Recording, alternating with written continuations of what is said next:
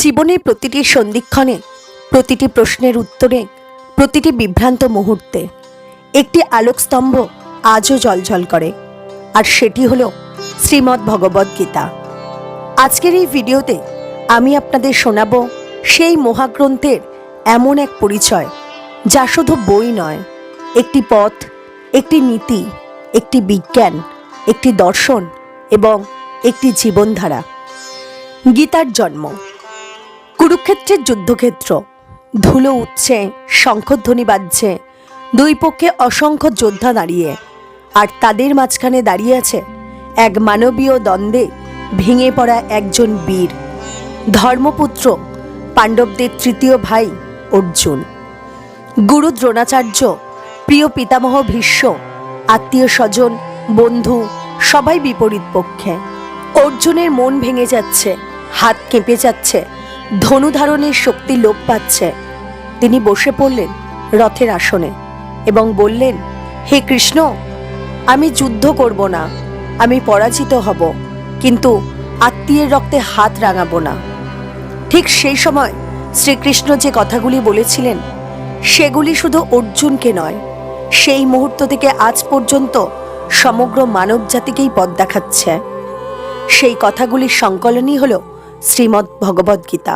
শ্রীমদ্ ভগবদ্ গীতা মানুষের অন্তরের অন্ধকার ভেদ করে আলোকিত করে এমন এক পথপ্রদর্শক আলো। যখন জীবনে বিভ্রান্তি আসে, যখন সিদ্ধান্ত নেওয়া কঠিন হয়ে পড়ে, যখন মন ভেঙে যায়, তখন শ্রীকৃষ্ণের বাণী আমাদের বুকের ভেতর জেগে ওঠে, আমাদের বলে, শান্ত হও, সত্যকে গ্রহণ করো, নিজের কর্তব্য পালন করো, আমি তোমার সঙ্গে আছি। গীতার প্রতিটি অধ্যায় মানুষকে নিজের জীবনের দিকে তাকাতে শেখায়। আজকের যুগে যখন মানুষের মন বিভ্রান্ত, সম্পর্ক ভঙ্গুর, বিশ্বাস দুর্বল, তখন গীতা আবার নতুন করে পথ দেখায়। আজকের সময় গীতা সবচেয়ে বেশি প্রয়োজন, কারণ মানুষের ভেতর আজ সবচেয়ে বেশি ভয়, সবচেয়ে বেশি দুশ্চিন্তা আর সবচেয়ে বেশি হতাশা। গীতা আমাদের বলে, ভয় করো না, তুমি অসীম শক্তির অধিকারী। কেউ যদি ব্যর্থতায় ভেঙে পড়ে, গীতা বলে, চেষ্টা করো, ফলের চিন্তা করো না। কেউ যদি সম্পর্কের দুঃখে কাঁদে, গীতা বলে, যে যায় সে আবার আসে, যে হারায় সে অন্য রূপে ফিরে আসে। কেউ যদি ভয় পায় ভবিষ্যৎকে, গীতা বলে, ভবিষ্যৎ নিয়ে ভয় করো না, সত্য মানুষের পাশে থাকে। কেউ যদি নিজের ভুলে দুঃখিত হয়, গীতা তাকে শেখায়, ভুল থেকে শিক্ষা নাও, তবেই তুমি জ্ঞানের পথে এগোবে। গীতার বিশেষত্ব হলো, এটি কোনো জাতি, ধর্ম, দেশ, বর্ণ, ভাষা মানে না। গীতা হলো বিশ্ব মানবতার বই। এটি সব মানুষের জন্য, সব সময়ের জন্য, সব পরিস্থিতির জন্য। গীতা আমাদের কি শেখায়? মন নিয়ন্ত্রণই জীবনের সবচেয়ে বড় শক্তি। যে নিজের মনকে জয় করতে পারে, সে পৃথিবীর সবকিছু করতে পারে। কর্মই মানুষের ধর্ম। যে ব্যক্তি নিজের কর্তব্য পালন করে, সে কখনো ভুল পথে যায় না। জ্ঞান মানুষকে মুক্ত করে। অন্ধকার যতই ঘন হোক না কেন, জ্ঞান এক মুহূর্তেই আলো এনে দেয়। ভক্তি ঈশ্বরকে কাছে আনে। যেখানে ভক্তি, সেখানে ভগবান হাত বাড়িয়ে ধরেন। জীবন পরিবর্তনশীল, কিন্তু আত্মা অপরিবর্তনশীল। মৃত্যুর মধ্যেও আশা আছে, শেষের ভিতরেও শুরু লুকিয়ে থাকে। অহংকার মানুষকে নিচে টেনে আনে। অহংকারের ভার যত কম, মানুষ তত উপরে ওঠে। শান্তি আসে ভিতর থেকে।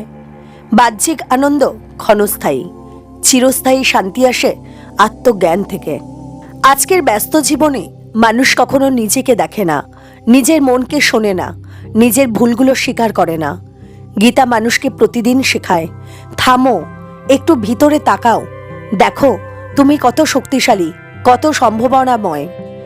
গীতা শুধু ধর্ম নয়, গীতা হলো মনোবিজ্ঞান, নৈতিক শিক্ষা, জীবন দর্শন, ব্যবসা জ্ঞান, সম্পর্কের শিক্ষা, সব কিছু একসঙ্গে। এই কারণে গীতা শুধু পড়ার বই নয়, এটি বেঁচে থাকার বই।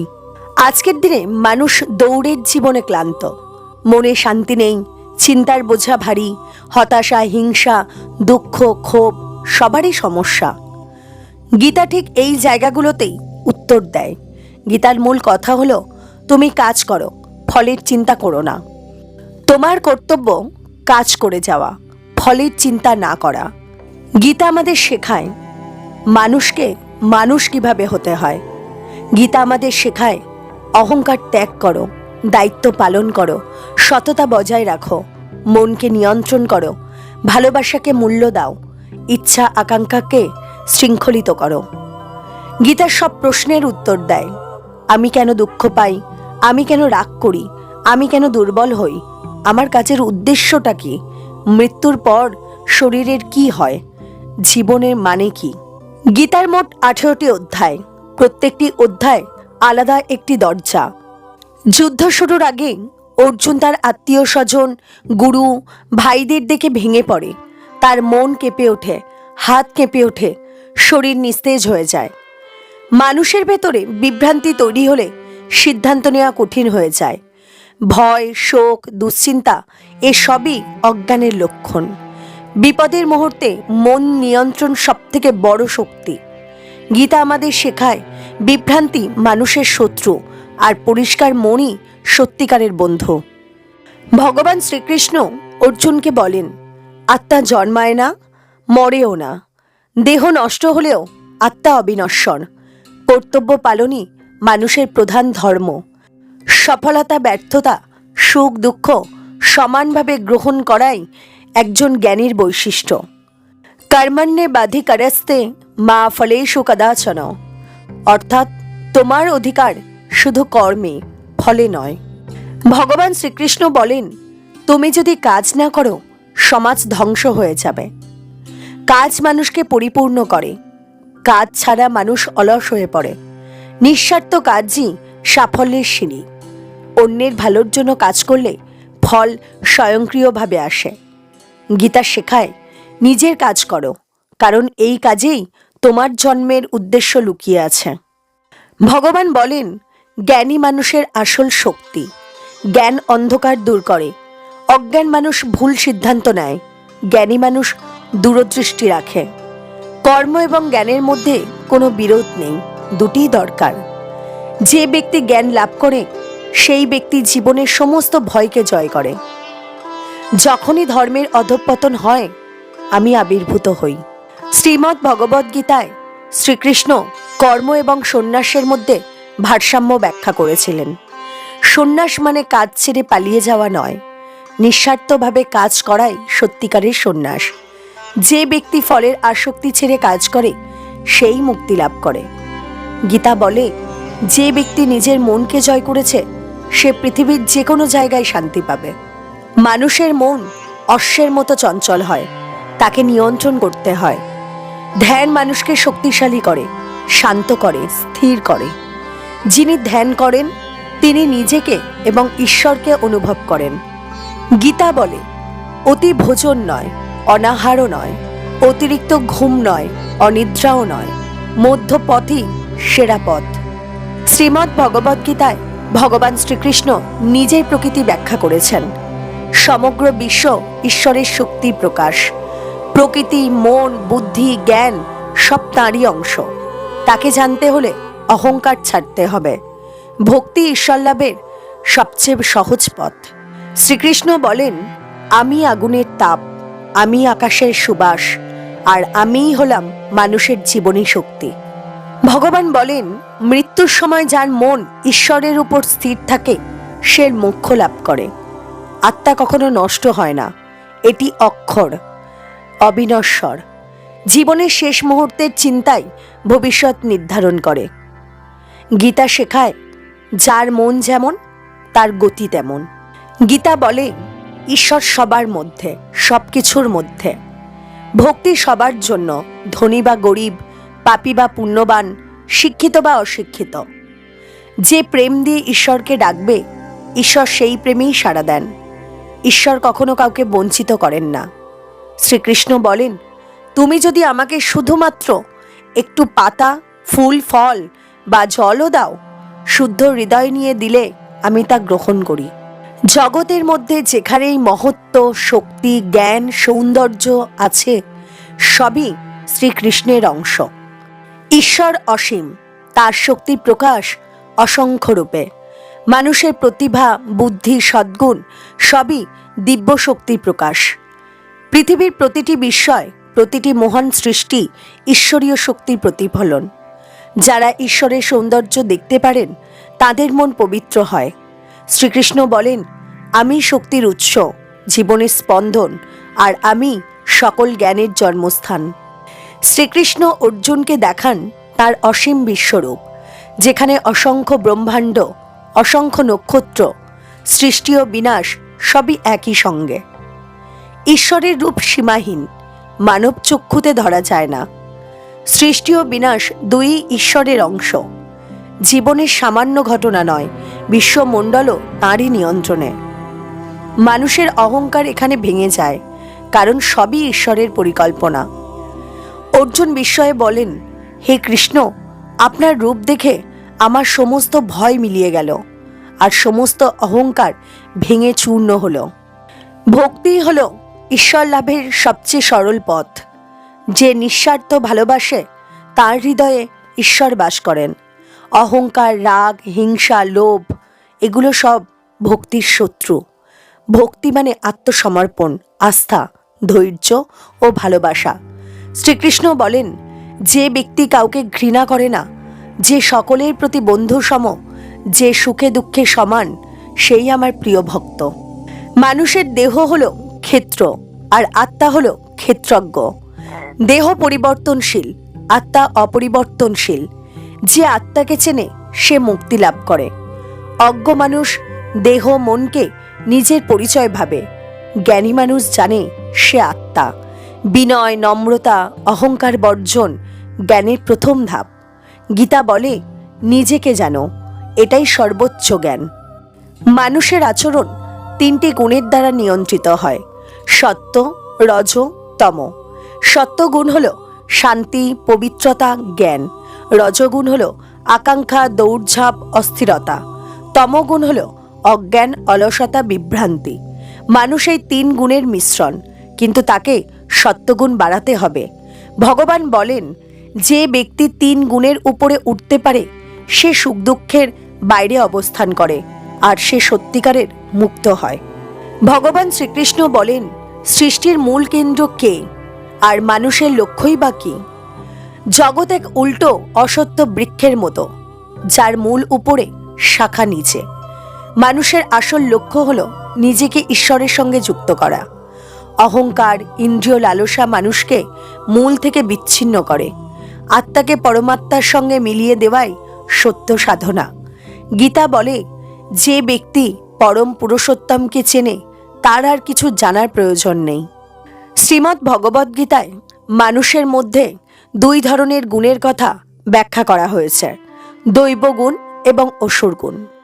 সত্য, অহিংসা, দান, শান্তি, নম্রতা এগুলো হলো দৈবগুণ। রাগ, অহংকার, লোভ, অসত্য, নিষ্ঠুরতা এগুলো হলো অসুরগুণ। দৈবগুণ মানুষকে উন্নতির দিকে নিয়ে যায়, আর অসুরগুণ মানুষকে পতনের দিকে ঠেলে দেয়। শ্রীকৃষ্ণ বলেন, দৈব গুণসম্পন্ন মানুষ ভয় পায় না, অসুর গুণসম্পন্ন মানুষ নিজের ভয়েই নষ্ট হয়ে যায়। ভগবান শ্রীকৃষ্ণ বলেন, মানুষের শ্রদ্ধা তিন প্রকারের: সাত্ত্বিক, রাজসিক, তামসিক। যে শ্রদ্ধা পবিত্র, জ্ঞানময়, সেই সাত্ত্বিক। যে শ্রদ্ধার ভিত্তি লোভ, নাম যশ, সে রাজসিক। যে শ্রদ্ধা অজ্ঞান, কুসংস্কার, সে হলো তামসিক। মানুষের খাদ্য, কর্ম, দান সবই এই তিন শ্রেণীর মতো বিভক্ত। শ্রদ্ধার মান মানুষকে গড়ে তোলে। গীতা বলে, যেমন শ্রদ্ধা তেমন মানুষ। গীতা বলে, মানুষের তিন শক্তি: ইচ্ছা, কাজ এবং জ্ঞান। নিঃস্বার্থ কাজই মোক্ষের পথ। অহংকার ত্যাগ করলে জ্ঞান বৃদ্ধি পায়। যে ব্যক্তি নিজের কর্তব্য থেকে সরে যায় সে অশান্তি পায়। ভগবানের শরণ নেওয়ায় চরম শান্তির পথ। ভগবান শ্রীকৃষ্ণ বলেন, তুমি তোমার সমস্ত কর্ম আমাকে সমর্পণ করো, আমি তোমার সমস্ত পাপ থেকে মুক্ত করব। গীতা কঠোর নয়, খুব সহজ করে বলে, তুমি তোমার মনের সাথে যুদ্ধ করো, যদি মনকে জয় করতে পারো তবে তুমি সত্যিকারের বিজয়ী। গীতা বলে, মানুষ নিজেই নিজের শত্রু, আবার মানুষ নিজেই নিজের বন্ধু। অর্থাৎ তোমার চিন্তা যেমন হবে তোমার জীবন তেমনই হবে। অর্জুনের দুঃখ আসলে আমাদেরও দুঃখ। অর্জুনের দ্বন্দ্ব, মানুষকে হত্যা করা ঠিক নাকি ভুল। কিন্তু এটা শুধু একজন যোদ্ধার প্রশ্ন নয়, এটা প্রতিটি মানুষের জীবনের প্রশ্ন। কখন ছাড়বো, কখন ধরবো, চাকরি ছাড়বো কিনা, ভুল মানুষের বিরুদ্ধে দাঁড়াবো কিনা, সত্য বললে কষ্ট হবে না লুকোলে বিপদ। অর্জুন যেমন বিভ্রান্ত ছিলেন, আমরাও প্রতিদিন বিভ্রান্ত হই। আর ভগবান শ্রীকৃষ্ণ যে উত্তর দিয়েছিলেন তারই নাম হলো গীতা।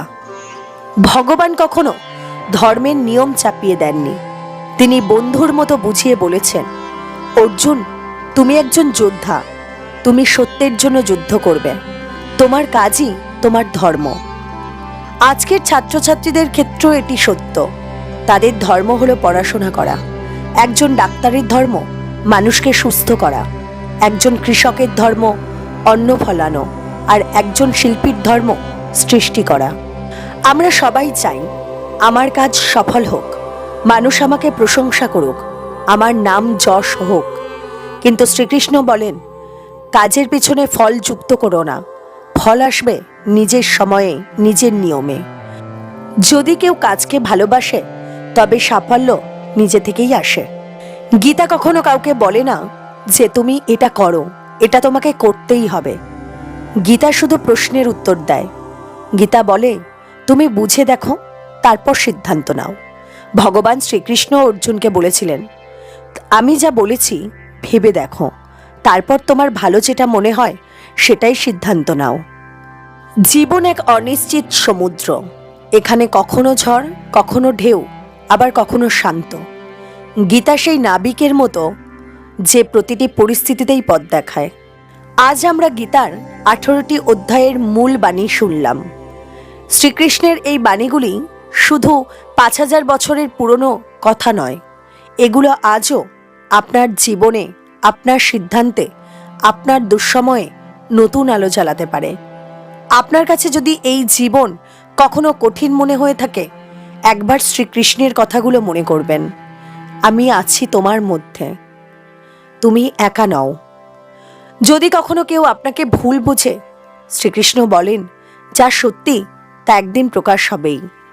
যদি কখনো জীবনে আশা হারিয়ে ফেলেন, শ্রীকৃষ্ণ বলেন, অন্ধকার সবচেয়ে বেশি হয় সূর্যোদয়ের ঠিক আগেই। যদি কখনো নিজের উপর বিশ্বাস হারান, গীতা বলে, তুমি আত্মা, অসীম শক্তির অধিকারী। এই হলো গীতা, যে বই মানুষের মনকে জাগিয়ে তোলে, যে নিজেকে চিনতে শেখায়, আর পথ হারিয়ে গেলে তার সঠিক দিশা দেখায়। বন্ধুরা, গীতার আলো সারা বিশ্ব জুড়ে ছড়িয়ে দিন। এটি এক চোখ খুলে দেওয়া সত্য, যা শুনলে মন শান্ত হয়, হৃদয় প্রসন্ন হয়, মস্তিষ্ক পরিষ্কার হয়। আপনি যদি এই ভিডিও দেখেন, আপনি নিজে গীতা পড়বেন, নিজের পরিবারকে শোনাবেন। যত দূর পারেন এই আলোটি অন্যের সঙ্গে ভাগ করে নিন। গীতার জ্ঞান যত ছড়াবেন, মানুষ তত দয়া, শান্তি, ভালোবাসার দিকে যাবে। সমাজ বদলাবে, মানুষ বদলাবে। আজকের এই ভিডিওটি যদি আপনাদের ভালো লেগে থাকে তাহলে একটি লাইক করবেন, কমেন্ট করে জানাবেন কেমন লাগলো, আর চ্যানেলটি সাবস্ক্রাইব করে রাখবেন। গীতার এই শাশ্বত বাণী আরও মানুষের কাছে পৌঁছে দিন। আপনাদের সহযোগিতায় গীতার আলো আরও বহু মানুষের জীবনে ছড়িয়ে পড়বে। শ্রীমদ্ ভগবদ্ গীতার বাণী সকলের জীবনে শান্তি, শক্তি এবং আলো বয়ে আনুক। জয় শ্রীকৃষ্ণ।